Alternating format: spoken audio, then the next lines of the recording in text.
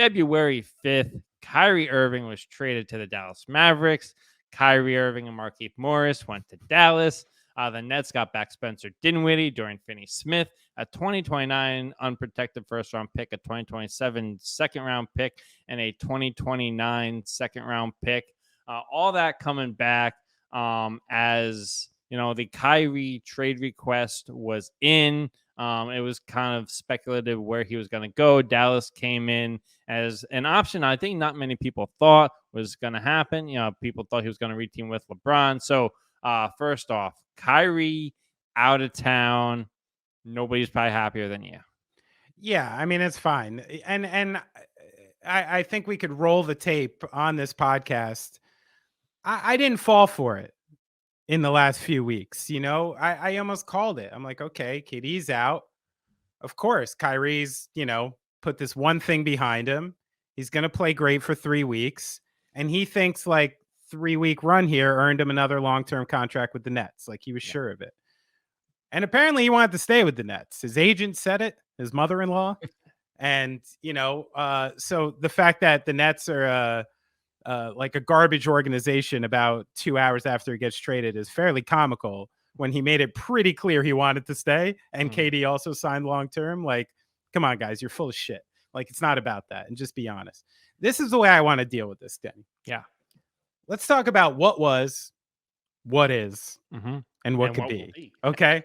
We're going to start with what was. Like, the one thing I got to push back on is like, I'm hearing a lot from Nets fans about this jumpstart Kenny Atkinson Nets team we had. D'Lo, the Dinwiddie Reclamation Project, the Joe Harris Reclamation Project, Karis LeVert, Jared Allen.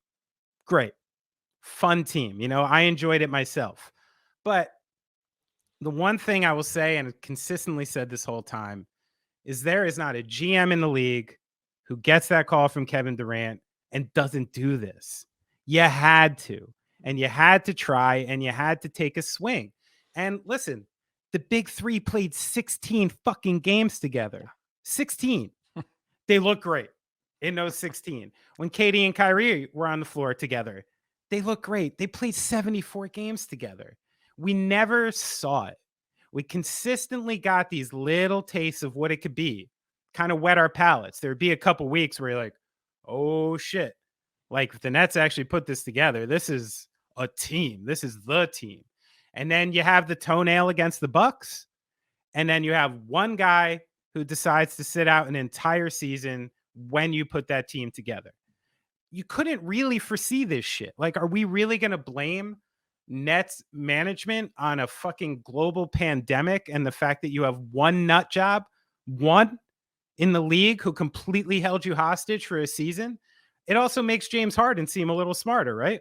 Where he was like, oh shit, get me out of here as quick as possible. You know what I mean? I don't appreciate James Harden fatting his way out of town, but like he knew something about Kyrie, and KD's never taken a stand on the fucking guy. He's lukewarm. He's not a leader in that way. He doesn't hold people to task. He never has. And that's why he's in another good situation now where he doesn't have to be that guy. He wasn't that guy in Golden State either. And that, I think we're learning, is probably the most comfortable place for Kevin Durant because he's not a leader. I've been watching the guy for a few years. He's a basketball player in its truest form. That guy lives between the lines, doesn't really want anything to do with the outside stuff, doesn't say much. And I appreciate that. That's fine. But he can't be in that role. So as much as this has been a painful project over the last few years, I don't blame the organization for everything.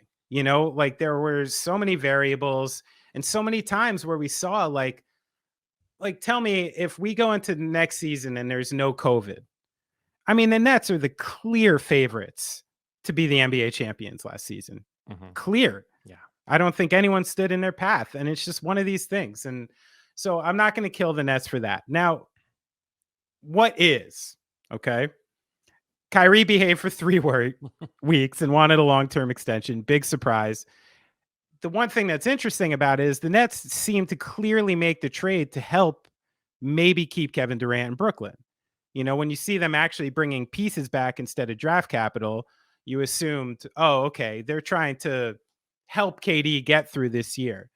But some billionaire bought the Suns and put this thing on the table. But another part of this too is that there is no incentive for Brooklyn to tank. With all the Houston picks and swaps, it's quite the opposite incentive as far as your future goes. You're better off being a middling play-in team, which maybe they are now. Maybe they're a 6 seed, 7 seed, whatever. We'll talk about that.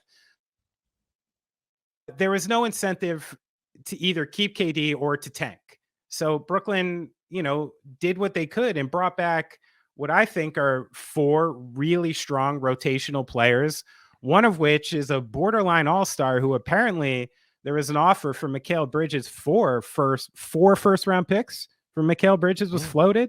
So the fact that Brooklyn got him along with 4 first-round picks, not a bad fucking haul for someone I think they all had to assume was going to demand another trade in the offseason, right? Yeah. So I give the Nets a pretty good score on this. The fact that we went to a game last night and without even seeing, the new Suns pieces on the court, without seeing Nick Claxton, it was immediately, a ragtag group with a lot of switchable wings. Everyone's talking about this glut of wing depth, but they fucking needed it last night when we saw it. I mean, I think with those Patty Mills minutes, we could have used a point guard at some point, that looks a little like Kyrie Irving, I'm afraid.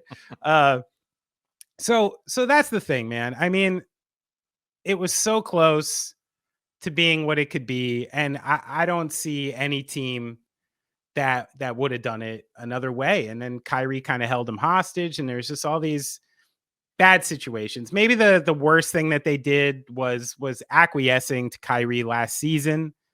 But this is where we don't know what happened behind closed doors. I mean, if KD demanded a trade last offseason, there's a good chance that he was pushing them during the season to let Kyrie back. He was sitting there alone, hard and left. And, Durant's older with the injuries. I remember when they were winning some games last season, Durant was playing like 38 to 40 minutes a night, and that was completely untenable for a guy like that. So, that's what happened there. Now, what can be, right? Mm-hmm. The Nets are now fairly close to where they started. I think maybe Bridges and Claxton might be stronger pieces. Yeah. With the exception of Jared Allen, very strong pieces that they have to work towards. They have a lot of flexibility. They have rotation players on good contracts that are very movable. They have draft capital. So they're back in the game. And the one thing I'm excited about is that Sean Marks and the crew have a really strong history of drafting. Claxton's a middle rounder. Cam Thomas is a late first rounder. Dinwiddie and Harris and Watanabe and guys like this were all people who were sort of discarded, didn't know what to do with other teams, and they developed them into something more real. So, I'm excited to see what the Nets can do, but I think you have to accept reality in the fact that, there's Boston, there's Milwaukee, there's Philly, and we're not in that tier anymore. And I think the closest we can hope for is kind of middling around that maybe, Knicks, Heat, Cavs tier, but even those teams I think are a little stronger. So the Nets for this season, it is what it is. Like, let's see some growth. Let's see some good work. Maybe we'll get a playing game. Maybe we'll get a playoff series against a very good team. Something like it might happen. But I think all Nets fans have to immediately lower their immediate expectations.